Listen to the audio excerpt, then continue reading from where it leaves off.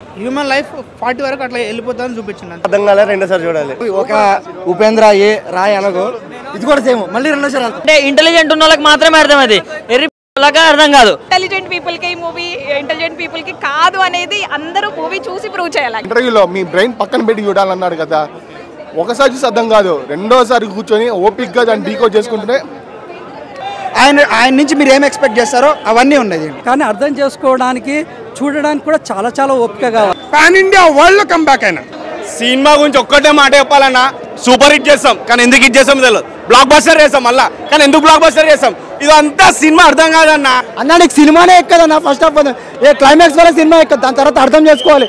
చెప్తున్నా ఒక్క ముక్కలో చెప్తున్నా, ఈ సినిమా రిలీజ్ తర్వాత పుష్ప ఒక్క టికెట్ కూడా కట్ అవ్వదు. 100% ప్రతి ఒక్క ఆడియన్ కూడా ఇదే సినిమాకి వస్తాడు. నాది చాలా పెద్దది, వామో వాడికంటే నీది చిన్నది. ఏం సినిమా అసలు మామూలుగా లేదు. సినిమా మాత్రం నెక్స్ట్ లెవెల్ ఉందనా. అంటే కొందరికి అర్థమైంది, అంటే ఇంటెలిజెంట్ ఉన్న వాళ్ళకి మాత్రమే అర్థమైంది, ఎర్రిగా అర్థం కాదు అని చాలా క్లియర్గా చూపించిండు. యువ అంటే దాని మీనింగ్ ఏంటి, దానికోసమనే చూడాలి. ఒకటే చెప్తున్నాను, ఆహా 15,000 అయినా పర్లేదు, ఒక్క టికెట్ అనేది కొనుక్కొని ఈ సినిమా మాత్రం చూడాలన్నా. సో నెక్స్ట్ లెవెల్ ఉంది. ఉపేంద్ర గారు ఈజ్ బ్యాక్ అన్న, ఒక్కటే మాటలో చెప్పాలంటే. అండ్ మీరు ఇంతవరకు ఎన్నో సాంగ్స్ వినుంటారు, కానీ దీంట్లో ఒక సాంగ్ ఉంటుందన్నా, నాది చాలా పెద్దది వాడికంటే నీది చిన్నదని. ఆ సాంగ్ మాత్రం మొత్తం యూట్యూబ్ ఇన్స్టాగ్రామ్లో మొత్తం వెళ్ళిపోతుంది. సో ప్రతి ఒక్కరు చూడండి అన్న. మీరు ఎక్స్పెక్ట్ చేయరనమాట. సో అంటే సడన్ గా ఒక ఎలివేషన్ వస్తుంది.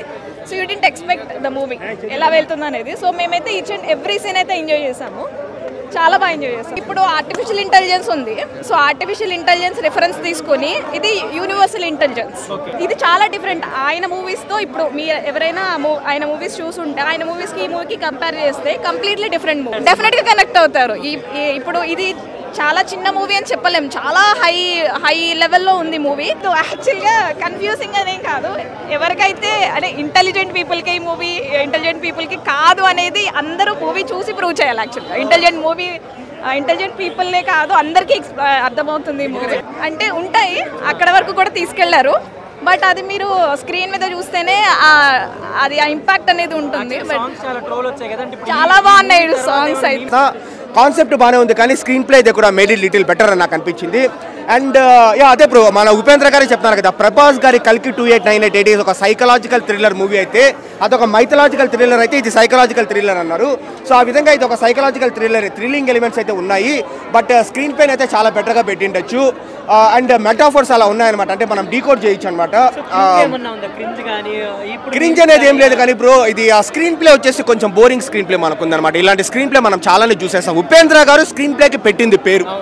ఆయన ఒక స్టోరీ టెల్లింగ్కి, స్క్రీన్ ప్లేకి, డైరెక్షన్కి, అంటే సొసైటీలో ఉండే ఇష్యూస్ ఒక అన్కన్వెన్షనల్ వేలో ప్రొజెక్ట్ చేయడం అనేది ఆయన పెట్టిండేది కల్ట్ అనమాట, ఆయన ల్యాండ్ మార్క్ అది.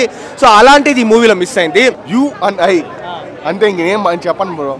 దానమ్మ మూడిది సార్ చెప్తున్నా కదా, లోపలికి వెళ్ళిన తర్వాత మీ మైండ్లన్నీ అని చెప్పాడు కదా ఒక ఇంటర్వ్యూలో, మీ బ్రెయిన్ పక్కన పెట్టి చూడాలన్నాడు కదా, ఒకసారి చూసి అర్థం కాదు, రెండోసారి కూర్చొని ఓపిక్గా దాన్ని డీకోడ్ చేసుకుంటూనే అందరూ అసలు ఫ్యామిలీ, నిజం చెప్తున్నా కదా, ఫ్యామిలీతో చూసే సినిమా అసలు ఎక్కడ అసభ్యం లేకుండా అంతా బాగా తీశాడు. అసలు అంటే ఒకటండి, మీరు ఈ ఉపేంద్ర సినిమా ఎట్లా తీసినా కానీ ఆయన లాస్ట్లో ఒక మెసేజ్ ఇస్తాడు.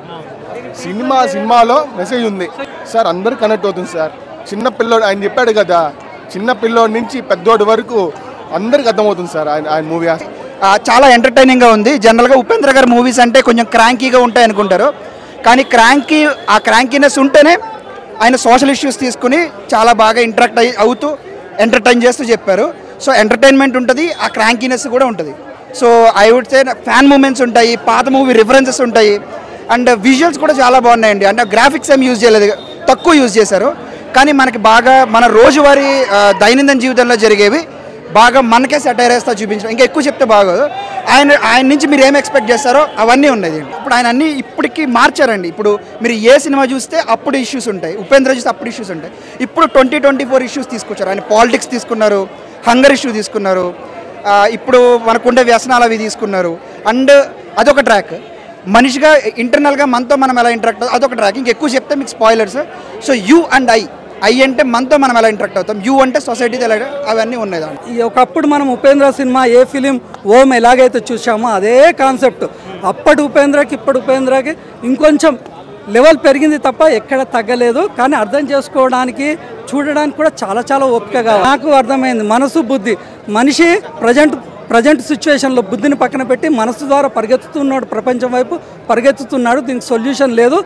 మనిషి తన బుద్ధిని ఉపయోగించి తనగా తాను సొల్యూషన్ కనుగొనాలని మెసేజ్ ఇచ్చినట్టుగా నాకు అర్థమైంది. 100% చూడొచ్చు సార్. ఇంకా ఫ్యామిలీ అంటే ఇక్కడ ఏంటి అంటే ఎంటర్టైన్మెంట్ పర్పస్ కాకుండా దాన్ని కొంత ఆలోచించే ధోరణిలో ఉంటే ఖచ్చితంగా చూడచ్చు.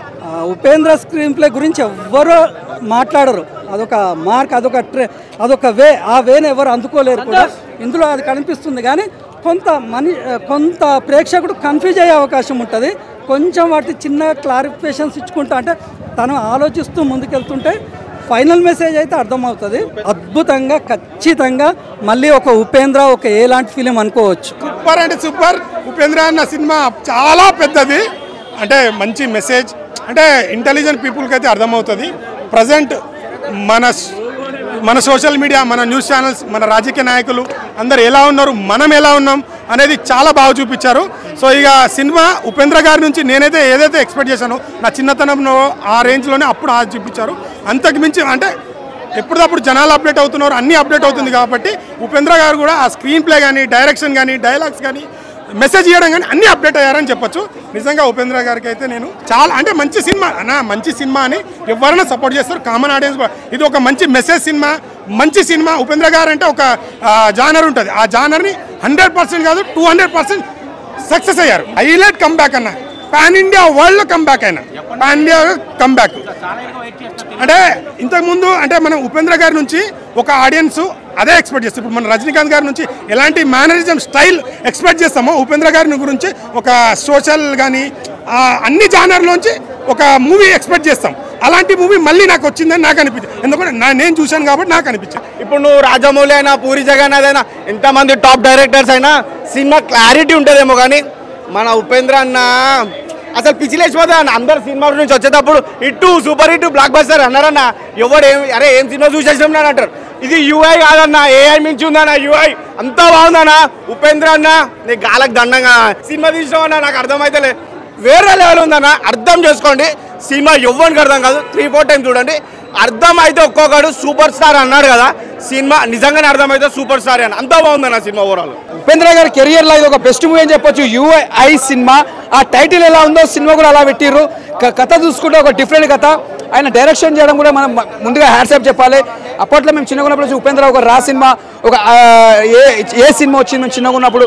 మళ్ళీ తర్వాత మళ్ళీ ఆయన తెర మీద చూసినామంటే మళ్ళీ ఆయన డైరెక్షన్లో మళ్ళీ ఒక 9 years గ్యాప్ తర్వాత మళ్ళీ ఉపేంద్ర సినిమా వచ్చింది యూఐ. ఒక డిఫరెంట్ సినిమా. ఇలా డబుల్ యాక్టింగ్ ఉంటారు. ఒక్కొక్క రోల్, ఇద్దరు రోల్స్ చాలా బాగా చేసారు, కొత్తగా చేసారు. అంటే బ్యాక్గ్రౌండ్ మ్యూజిక్ చూస్తే మనకు కేజీఎఫ్ గుర్తు వస్తుంది. మళ్ళీ ఇంకో గోల్ వేసుకున్నా, ఇంటర్వ్యూలు అయిపోయిన తర్వాత ఇంకో గోల్ వేసుకున్నా. నిజంగా చెప్తున్నా, సినిమా చూస్తుంటే ఒక్కొక్క సీన్స్ వేరే లెవెల్. అప్పుడే సినిమా ఏంటి రియాలిటీగా చూపించాడు. నీది చాలా పెద్దది, నాది చాలా చిన్నది. లేదు, నాది కూడా చాలా పెద్దది. అందరూ సమానమే. నీది కులం పెద్ద, నీది నా కులం చిన్న అనేది కులం గురించి చెప్పిండు. చిన్నది పెద్దది నువ్వు వేరే విధంగా అర్థం చేసుకోకు. దాని గురించి చెప్పలేదు, కులం గురించి చెప్పిండు. అది పాయింట్. నీ సినిమా రియాలిటీగా నీ బూత్ వచ్చిన వర్తమాన కాలమా, వర్షాకాలమా, చలికాలమా అని చూస్తలేం. మనకు కామం వచ్చిందా, కామం చేసుకున్నాం. అన్నీ ఉన్నాయి కదా సినిమాలో. బ్లాక్ బస్టర్ భయ్యా సినిమా. భయ్యా ఇప్పుడే యూఐ ఉపేంద్ర గారి సినిమా చూసి వస్తున్నా. యూఐ అంటే నువ్వు నేను అనుకున్నాను, కానీ ఇక్కడ నువ్వు నేను కాదు, అందరూ ఉన్నారు. మామూలుగా లేదు, సినిమా మాత్రం బ్లాక్ బస్టర్ హిట్ అని చెప్పొచ్చు.